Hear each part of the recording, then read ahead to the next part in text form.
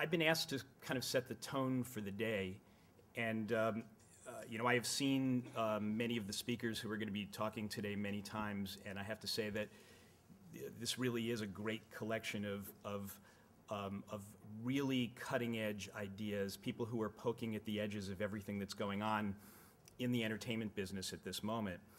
And frankly, among the things that happens as a result of these people poking at the edges is it calls into question just about everything that you've done. When Liz asked me to do this, she asked me to pick a theme, and what I came up with is, will theatrical survive? Anybody who knows me, and there's a fair number of you in the room, knows what my answer to that would be. Otherwise, I wouldn't be plugging away at it still. I grew up as a theatrical film marketer. I've been doing it just about all my life, and I'm not about to give up on it all that easily. So I've given you my answer to that question, but I figure that at some point or another I have to tell you why. So what I'm going to do is I'm just going to pose a lot of questions and give you a kind of quick overview as to why I believe, in fact, theatrical release is threatened, and tell you a few of the ideas that we're playing around with in terms of potential solutions for it. As Liz described, my current business is one in which we're trying to use digital technology, in effect, to reinvent theatrical distribution. So, I will bring up some of the things that I'm working on, over the course of this talk. I hope that I'm over-caffeinated enough that I can get through this relatively quickly and leave some room for questions, because I'm bound to skip over a few things given the time frame that we're working with. So let me just start out by talking a little bit about the crisis in independent film distribution.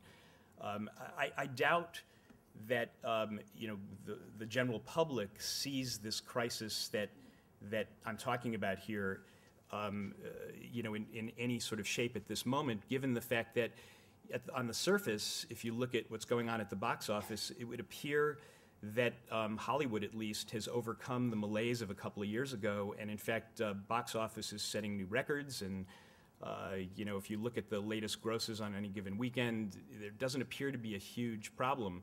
But even the studios are ready to acknowledge the fact that where things are heading, that this may be just a blip having to do with the fact that we haven't really transitioned to whatever it is that we're going toward. Somebody once described the moment that we're in as the post-major studio pre-internet era, which is to say that we're kind of nowhere at the moment and fishing around for answers. And what I'm hoping is that between some of the things that we're doing and a lot of the things that you're going to hear about through the day are just clues in terms of where we may be heading. So let me just start out with a kind of general thing, which is consumer decisions, which is where it really all starts. When somebody's trying to make a decision as to what product they're going to buy, and it almost doesn't matter what category you're talking about, there's certain key factors in any consumer decision. And I'm probably not getting them all, but these are the ones that sort of leapt out to me. One of them is convenience. How convenient is it for you to buy that particular product? The consumer experience itself, which falls into really two categories: the quality of the product that's being sold and the quality of the environment in which it's being sold. The third thing is price, pretty important thing for most consumer decisions, and then selection. How much selection is there available at any given moment? If we start with the assumption that this is where most consumer decisions come from, then let's look at the theatrical experience in those terms. It's the least convenient way to consume movies. I mean, you have to go out of the house, you have to, get a babysitter if you have a family, you have to deal with the times in which the films show. It really is incredibly inconvenient when you think about it. It's the most expensive. Going to the movies, especially for a family, I have to say that it's, in terms of the current economics in the United States, it's cheaper to buy the DVD than it is to actually go out with your family to the movies. I say best experience perhaps. As home theaters get more and more capability, as theaters become more and more run down, which they do on a regular basis, I was just recently in a multiplex in New York that is one of the highest grossing theaters in the country, and it's a place called the Sony Lincoln Square. It's actually now the AMC Lincoln Square. It was only built about 12 years ago, state-of-the-art facility, and all the seats are already falling apart. It's just, an infrastructure problem that, you have to deal with when you have thousands of people coming in and out all the time. Also, audiences are a factor in both the experience on a positive side and on a negative side, which is to say that, there's more chance of somebody disturbing you in a movie theater than there is if you're seeing it at home. And the least variety. At any given moment in the multiplex, there's not a whole lot of different movies playing. I frequently open up the newspaper and find myself trying to find a movie that I'm really interested in seeing. I don't know if all of you have that same experience, but if you add all this up, least convenient, most expensive, least variety, you say to yourself, why does anybody go to the movies? This is what we're really trying to get over. And then as if that isn't enough, we have some additional problems. First of all, the marketplace is incredibly competitive. This is something that you're all aware of. There's just too many films trying to be released, and as a result, getting attention is extraordinarily difficult. And the cost of marketing keeps going up. This is a function of the competitive marketplace that the easiest, quickest fix, as long as you've got the resources, is just spend more money. That's the way to get the attention in the marketplace, and the studios keep upping the ante at any moment. Of course, there's other media now competing for leisure time. We're seeing this the most with younger generations who have all sorts of other toys that they're working with right now, or playing with right now, I should say, that are keeping them out of movie theaters and interested in other things. So, these are all factors in why, one would look at the surface and say, what's the point of theatrical release at this point? So why bother? First of all, theatrical releases as of this moment are still treated differently by the media. In the United States, there are certain key newspapers and magazines that still consider it an obligation that they have to cover movies that are being released in theaters. And just on an average Friday in the New York Times these days, there's something like 14 movies that are being reviewed, given full reviews in the newspaper, not to mention all the other coverage that they give in any given week to movies that are being released. In terms of the amount of coverage that they give to things that are going straight to TV or straight to video, the answer is that there's one column a week devoted to that. And this is, just an extreme example of a general malaise in terms of what, for whatever reason, newspapers, magazines, TV, all consider theatrical films to be worth covering, whereas movies that don't get theatrical release are just not worth the time for them, or the space, I should say. Theatrical release still, and it's probably because of the first point, still makes DVD, television, and international rights more valuable. For some reason, again, and this is true even for films that die at the box office, having some theatrical credibility really helps you to get values in the ancillary markets. And the final one, which is probably obvious to a lot of people in the room, is that just generally filmmakers still want to show their work on the big screen. I don't know how many times I've had arguments with filmmakers who have been shown the numbers in terms of how much more money they might have been able to make had they sold the film directly to TV as a premiere, and still opt to lose money and see their film on the big screen in a movie theater. So let's talk about solutions, and this is where I'm going to talk a little bit about what I'm doing in Emerging Pictures, but in reality, these are just, again, poking at the edges of things, trying to come up with solutions. But I do think that there are some interesting points to be made here. The first one is bring down the cost of marketing. How do we do that? Well, for starters, there's an old-fashioned model called calendar theaters. It's something that we haven't seen as much of in recent years. But basically what the idea is, if you start with the point that the audience for smaller movies is inherently limited, and that we admit to ourselves that there's a particular niche that may be interested in a movie, if we in fact limit the run of the film to specific dates and train audiences to understand that if they don't go to see it within the prescribed period of time, that it's really not going to be there any longer, then in fact you can get the same audience you might have spread out over 3 weeks in 3 days, which makes it much more economically feasible. So what we need to do is nurture those niche audiences, find out where they live, how to reach them, where do they hang out on the web and otherwise, and try to bring them together into communities, connected communities, that are interested in the same subject matter and want to assemble in a public place in order to actually consume whatever it is that you have to offer. And this is such a stupid little bullet point here, learn to use the internet. Well, you all know how to use the internet on a very basic level, but what I mean by this is that the internet is such a potential, powerful tool to bring these communities together. And I'm not going to spend a lot of time talking about this because that's what a big chunk of the rest of the day is going to be about. And these are just pictures of the covers of the 2 most recent calendars for our digital cinemas in the United States.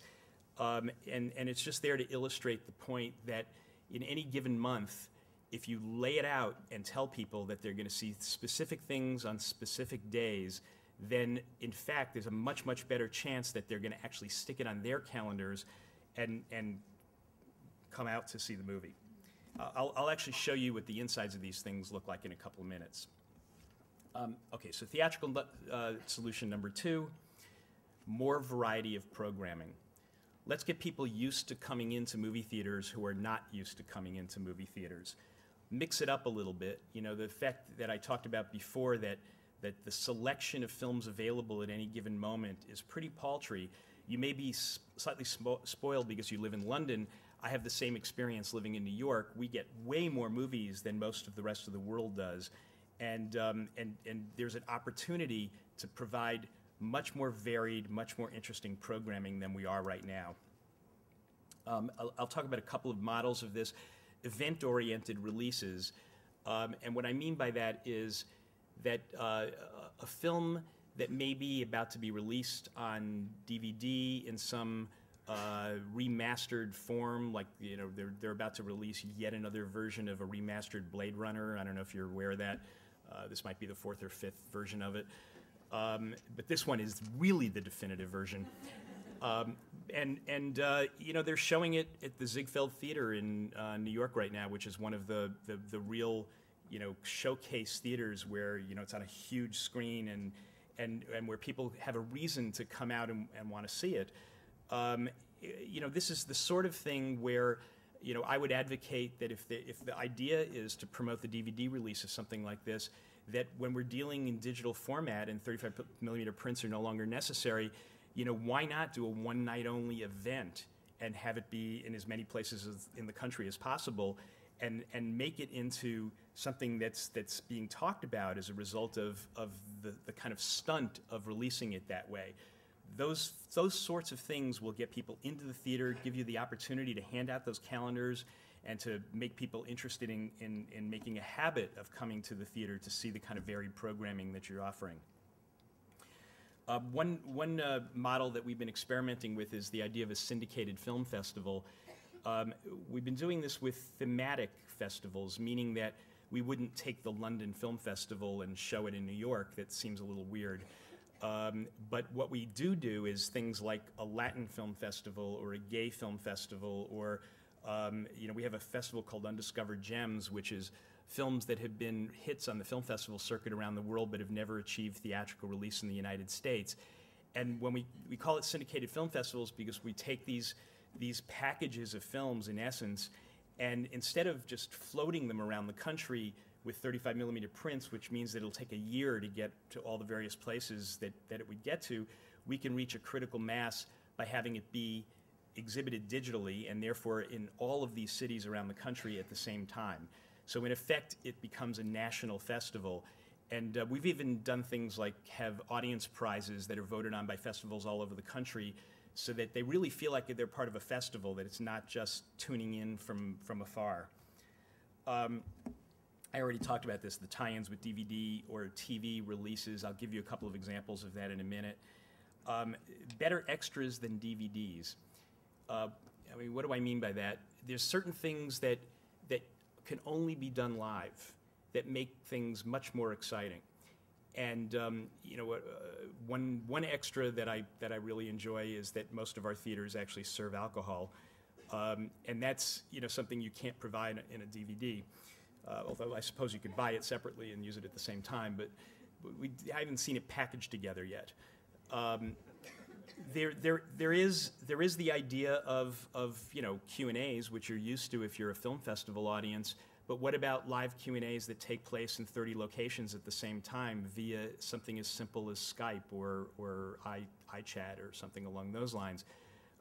You know, we've been experimenting with those sorts of things, and in small towns around the country, they've never had a Q&A with a film director or a producer or a star before, so that even doing it remotely on screen is something that gets people very excited.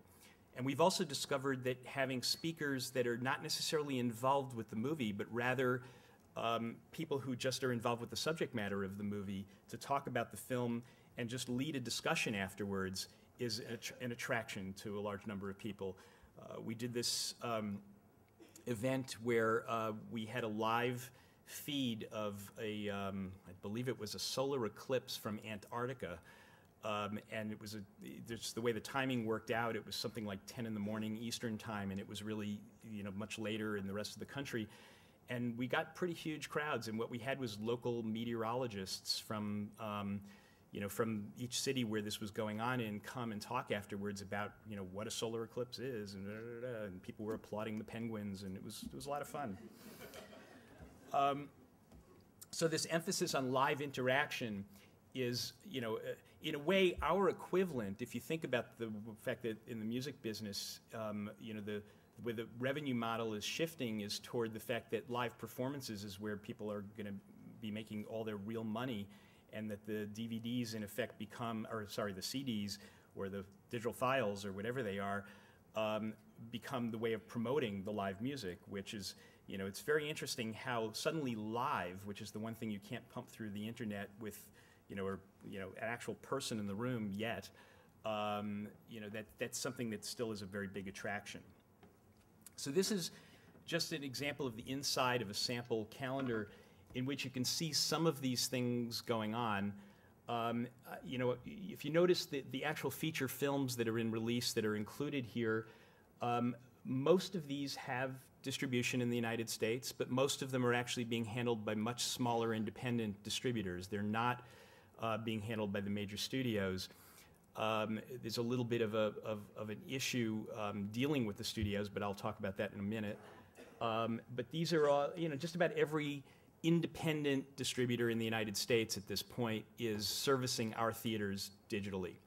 But in addition, what we have is, you'll see on the lower right-hand corner is that Undiscovered Gems series that I was talking about, where we show one film a month that has not achieved any form of theatrical release in the United States.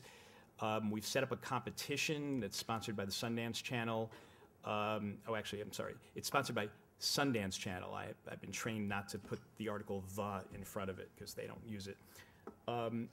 And IndieWire, which is, for those of you who don't know, an online publication that's trying to be like the independent internet version of Variety, just in shorthand. Those of you who haven't checked it out probably should. And the New York Times is a sponsor of the of this series. What the Times offers is a quarter-page ad for each movie, which is something that filmmakers get really excited about, and we have to move along much more quickly here.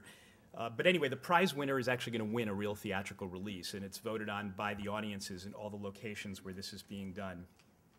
And this is another example of a couple of film festivals here that have been syndicated around the country. Okay, theatrical solution number 3, bring down the costs of distribution. This is what gets me really excited, which is no more 35mm prints. I don't know about you guys, but I'm sort of sick of watching those prints with all the splices and the scratches and the, you know, all that stuff. what's great is that in a tiny little town in the middle of nowhere, that they can actually be seeing the same image that we're seeing at the Ziegfeld Theater in New York. Mixing and matching programming, I've already talked about that, just doing more limited releases, and I'll show you what that looks like in a second.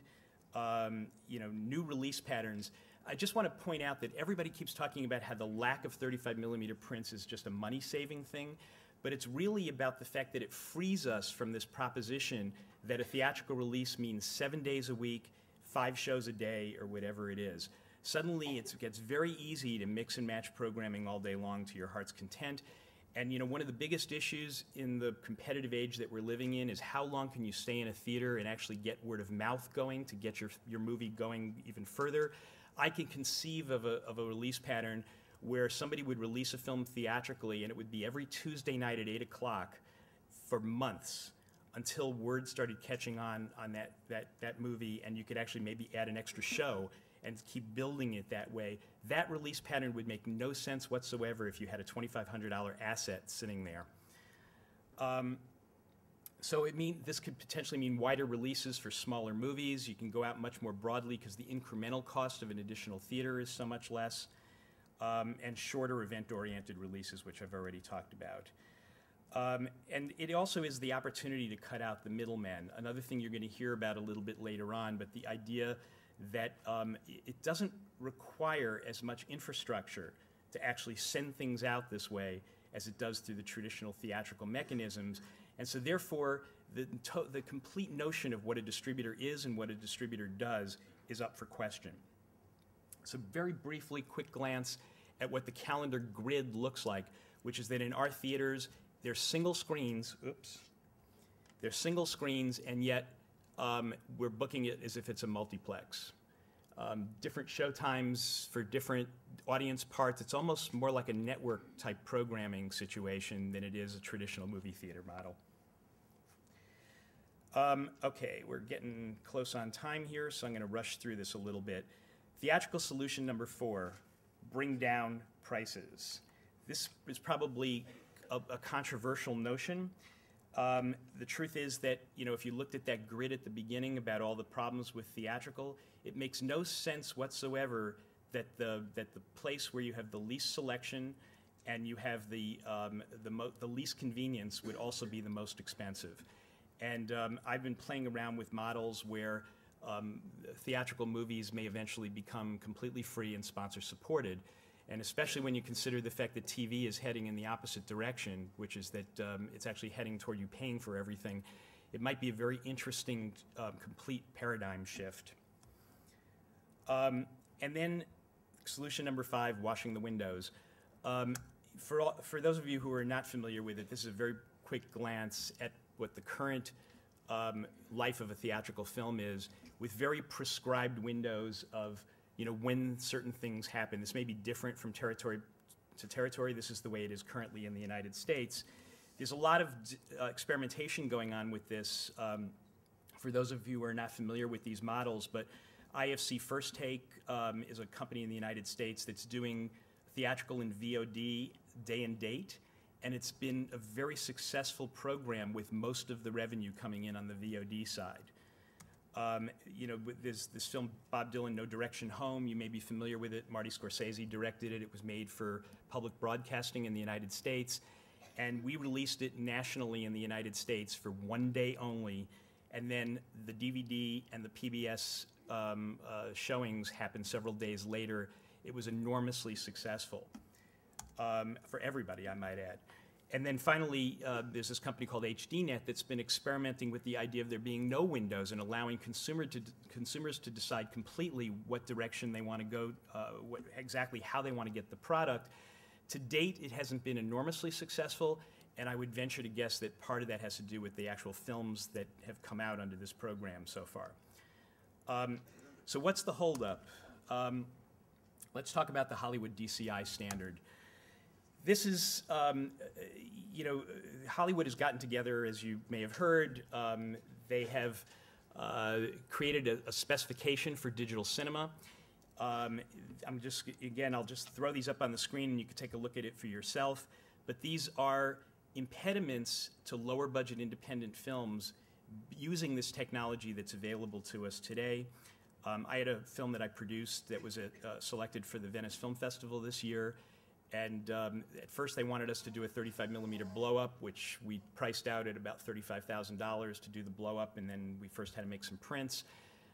Then we looked at doing it in this DCI standard, which was offered to us as an option. And lo and behold, when we looked at all the costs involved in doing it, it turned out to be the same $35,000. And so we ended up giving them a digibeta tape, and it looked gorgeous. So basically, we've come up with this idea of an iCinema standard. You know, I hate the idea of standards in general, but you know, the point is that we don't want to be pejoratively pushed aside and told that anything that's not DCI is therefore not theatrical. And basically, we've been proposing this around the world. And this standard is, I mean, in effect, this standard is already available in a number of territories around the world.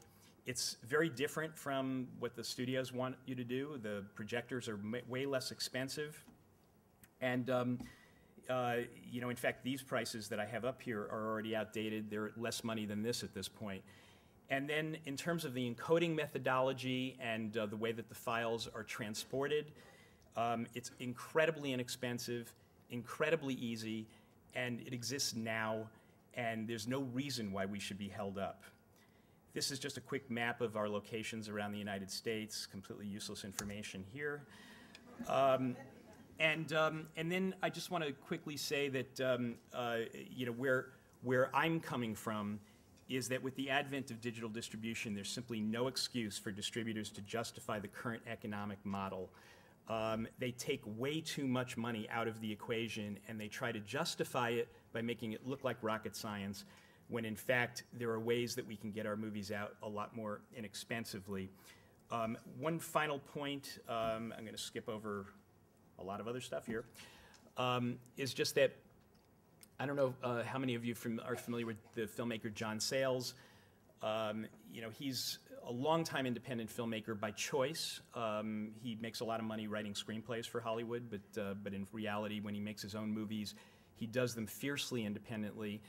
I was approached by John and his producer, Maggie Renzi, who were curious about what we were doing in our theaters and our distribution models about a year ago for a film that was just about to go into production called Honey Dripper. We're going to be releasing that movie nationally in the United States at the end of this year. And all I can say is that when somebody like John Sayles is reaching out to the new world that we're all trying to attack here today and saying, help me find a model where I can finally make some money on these movies, it's not just about first-time filmmakers trying to get their films somehow onto the internet or something along those lines. This crisis is real, and hopefully, you know, with all the people here today, we'll actually figure out how to do something about it. So, do we have time for a question or two? We have a hand. Oh, yeah. I just I wanted to know what the quality difference was between the Hollywood standard, the JPEG 2000, and your independent standard. Well, I can't pretend that there's not a difference, but it's a difference that's mostly seen by cinematographers. And we've done a lot of testing, and most audiences really cannot tell the difference. And if you've seen digital projection at most film festivals around the world, I mean, you've seen basically what it looks like, because the level of projection that we're talking about is in fact what they use at Sundance, and they use it, you know, most of the major festivals that have any sort of digital projection at all at this point.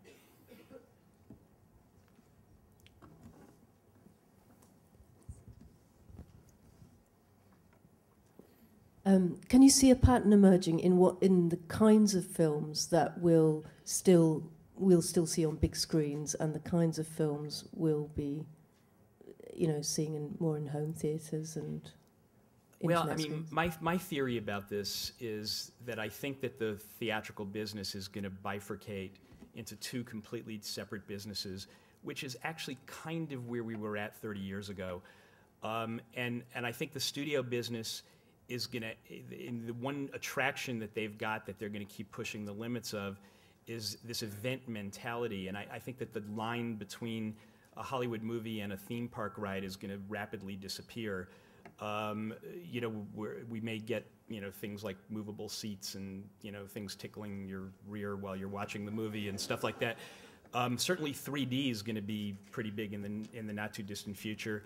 But it's, you know, it's a race to do things that they feel like it differentiates the theatrical experience from what people get at home. But the other part of the business that I think will always remain is, in fact, the artier, independent part of the business, where I do believe that there's an audience that if we keep satisfying them and giving them what they want, will keep coming back. And, you know, there's an enormous opportunity right now as the baby boomer generation is reaching the age where their leisure time is actually increasing. This is a generation that grew up going to the movies very, very frequently, and I think we just have to let them know that that experience is still waiting for them and give them the kind of selection that they're looking for to bring them back in big enough numbers to justify it. And then I think we have this challenge with the younger generation to get them interested in it as well. But I think the middle of the market between those two extremes is what people are mainly going to be watching at home. Thanks, Ira. That's absolutely fantastic. Sorry I have to cut you off there.